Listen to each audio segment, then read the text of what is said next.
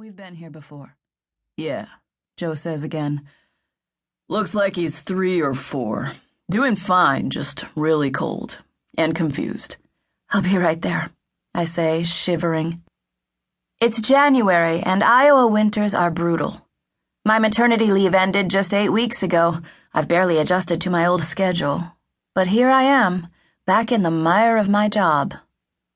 I want to crawl into bed next to my husband, absorb the warmth of his body. But instead, I dress quietly and quickly. Before I leave, I gently rouse Adam, tell him that I'm going to check on an abandoned child. Be careful, he says sleepily before rolling over again. Will you listen for Avery? I ask. He grunts in response, and I take it for a yes. I pause outside Avery's bedroom door, fighting the urge to open it and kiss her goodbye. Even though she's my third, I still marvel at her tiny fingers, the way her eyelashes fan out, casting shadows on her cheeks, the sweet plumpness of her lips pursed as if deep in thought. Instead, I blow a silent kiss through the closed door. It wouldn't be fair to wake her and then leave. Adam is just as exhausted as I am and has to rise at 6 a.m. in order to take the kids to school and daycare before he begins his day as a high school history teacher and coach. It's basketball season, and sometimes he doesn't get home from out-of-town trips until close to midnight.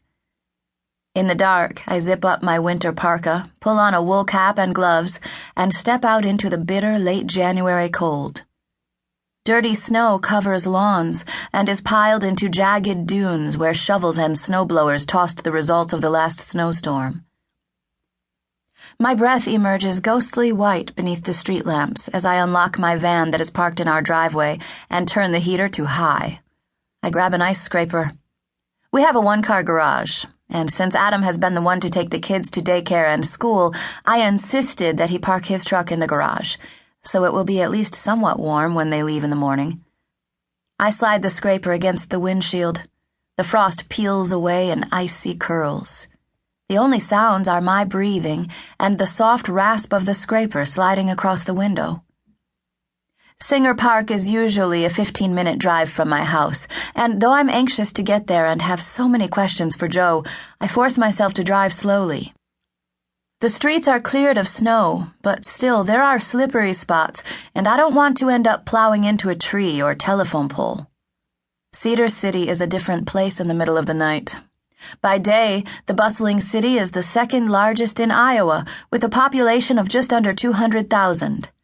Like all communities of this size, there are neighborhoods that hold families of all sorts. The large brick homes of the affluent, the more modest middle and working class communities, and the neighborhoods lined with narrow row houses converted into low-income apartments. There are the stark commercial areas with factories, car dealerships, restaurants, even a few strip bars. But on this Wednesday morning, the streets of Cedar City are all but deserted, and my hometown, the one I grew up in, appears peaceful.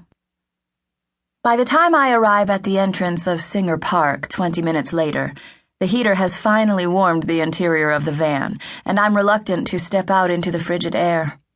A young, nervous-looking police officer, his hands thrust deep into the pockets of his coat, approaches my van, and I roll down the window. "Park's closed, ma'am," he says. "You'll need to leave." I fumble in my purse for my license. "Detective Gaddy called me. I'm Ellen Moore, the social worker." I hand him my identification, and he examines it carefully from behind the glare of his flashlight. "I'll be right back," he says, and steps away from the van, and I quickly roll up the window. But all the warm air has been leached away. I watch as the officer speaks into his radio, and I know he's checking to see if I'm who I say I am. After a moment, he jogs back to the van, and once again I roll down the window. "You can drive on in," he says, returning my license. "Drive right up to the next set of yellow crime tape and park. You can't miss it."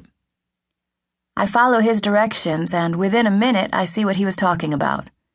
6 police cars are parked in a half-circle, their headlights facing the eerily lifelike statue, a rendition of the goddess Leto. I put the van into park and open the door. A biting gust of wind tries to slam the door shut again, driving me back inside, but I return the